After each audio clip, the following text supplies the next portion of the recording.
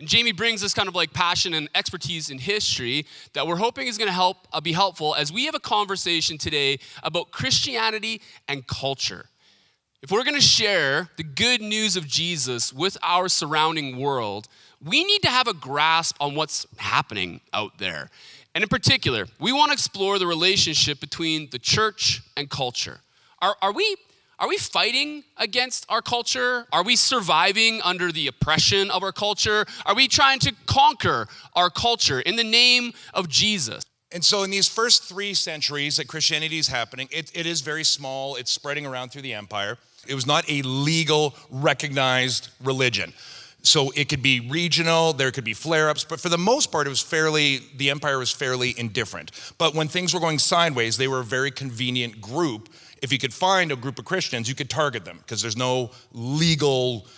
don't have any legal protection. And then weirdly enough, in the early parts of the 300s, the emperor, as you said, starts to embrace and favor Christianity. And it starts to become part of the political and the social culture. And one of the commentators talking about it, I think, said it so beautifully, especially as it pertains to evangelism. He's like, for 300 and some odd years, the church had struggled through the hatred or the indifference of, quote unquote, the world. Thank you for framing it like that.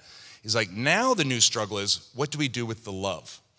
So now our struggle is like, okay, we have a whole new set of problems. And I really want to say this. I completely understand every single Christian human being alive at that time when they hear that Constantine, the emperor, has become favorable for Christianity. They're like, this is a miracle. This is from God.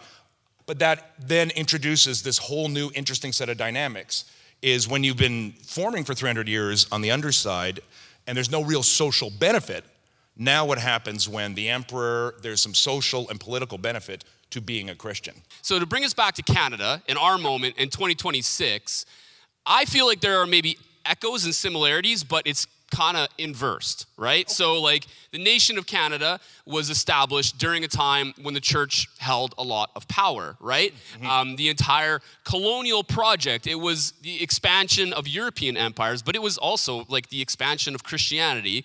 But like a lot has shifted over the past 150 years, right? And I don't think any of us would be saying like we're experiencing persecution, even if it is those kind of like flare-ups, like they were in those first 300 centuries. But it's safe to say the church doesn't have the same role in Canadian society that it used to. So like just explore those dynamics of the moment we find ourselves in today in relationship to the kind of the church and power and culture. Christianity, both Protestant and Catholic, are very socially formative. You can make a pretty good argument it's the most socially formative collection of ideas. Canada may have been one of the most Christian nations on earth. Definitely, and this is what is weird for a lot of people, definitely more than our neighbors to the south. But in around 1967, the late 60s, that all changes. So almost 100 years to the day, there's a move that Canada's going to step into the modern age. Globally, we want to be big globally. But here's where the change happened. And again, this is really important to evangelism.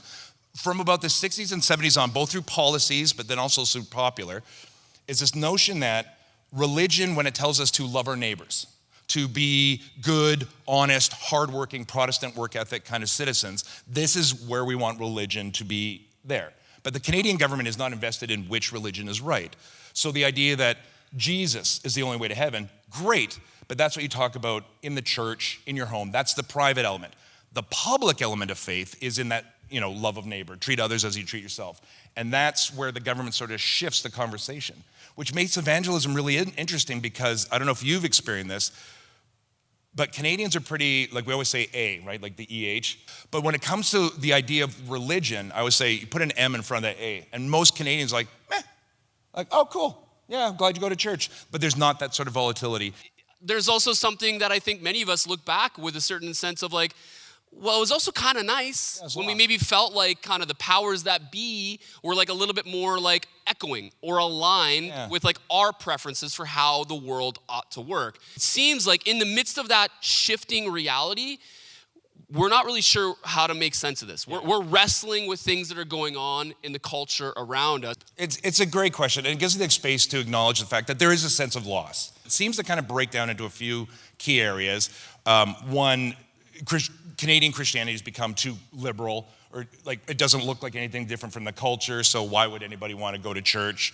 If we get rid of outdated religious modes that don't say anything to the present context, then people will find a reason to go to church.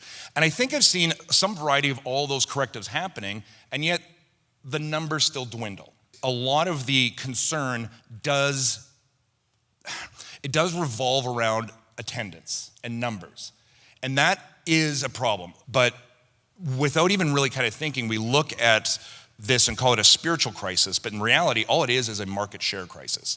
We have less attendance. Less Canadians attend church regularly. Revival in Canada has always looked a lot different. They've been a little bit quieter, but they do tend to be a little bit longer lasting. As Christians, as a church, we cannot ignore the massive influence that American Christianity has on the way that we think about engaging with our surrounding culture. The Christian nationalism is such a good point, because again, these are two words that we kind of throw around and they become, they're a shorthand, they're a script for something.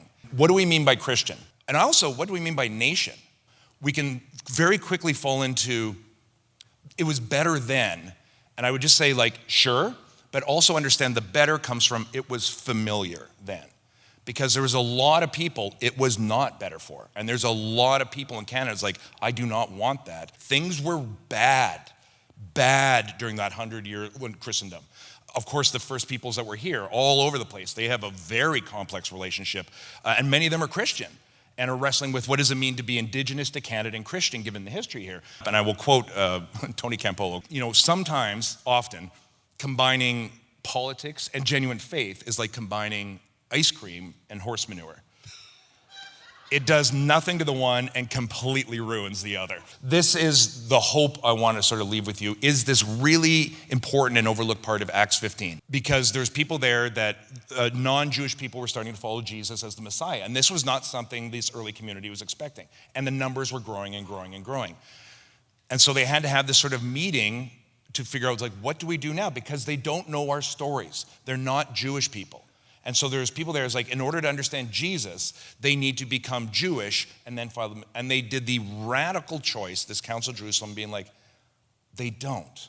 Because of Cornelius. Because God's Spirit is pouring out on people before they know any of our stories. The lack of definitive answers is not Curtis and I just sort of riffing and be like, hey, have you heard about this, and letting it go. It's actually doing what the Council of Jerusalem did. It's trusting you and recognizing the deep belief that you are Imago Dei. Jesus is walking through this world, looking out your eyes. And I find this very brave, very deeply spiritual, faith-filled. It's like, we are going to trust these people to theologize for themselves and trust that the Spirit is doing something we don't have language for yet. And so they give them basic requirements to help you live healthier and make sure that they're in communities, which is why places like this are so important. But in community, we work through this sort of stuff and trust that the Spirit is working in everybody here, you and me included, in our own little ways. And that's why the lack of answers is not just because there aren't any easy answers, which is true, but is actually a deep theological point. Is like, we trust and believe that Christ is watching as Christ talks, and Christ will guide us all.